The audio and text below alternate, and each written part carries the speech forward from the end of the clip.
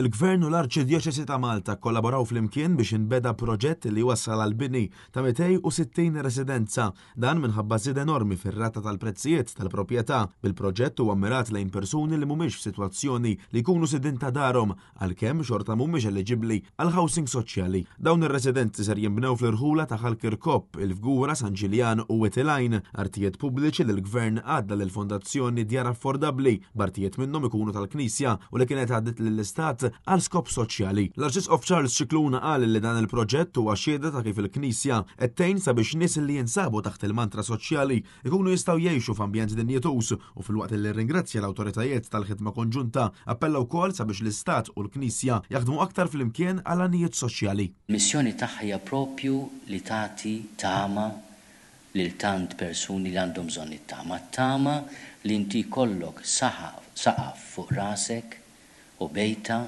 għall-imħabba u l-ħolm tiegħek. Il-proprjetajiet issa ser ikunu fidejn il-Fondazzjoni għall-Akkomodazzjoni Affordabbli. Bil-kap eżekuttiv tal-Fondazzjoni J. Kazzopardi jisħaq li din ser tkun inizjattiva dan filwaqt li rringrazzja lill-awtoritajiet u lill-Knisja li baqgħet dejjem simbolu ta' tama li tista' u kapaċi tkun hemm fejn hemm bżonnijiet tan-nies. Din l-inizjattiva hija mirata għal dawk l-individwi u koppji li jaqalgħu bejn 33,000 fis-sena f'każ ta' persuna waħda u 38,000 f'każ ta' koppja. Dawn jistgħu jixtru waħda minn dawn il-binjiet li l-prezz finali jkun 30% irħos mill-prezz fis-suq preżenti. Intant it-tender għal dawn il-binjiet ser jinfetaħ immedjatament.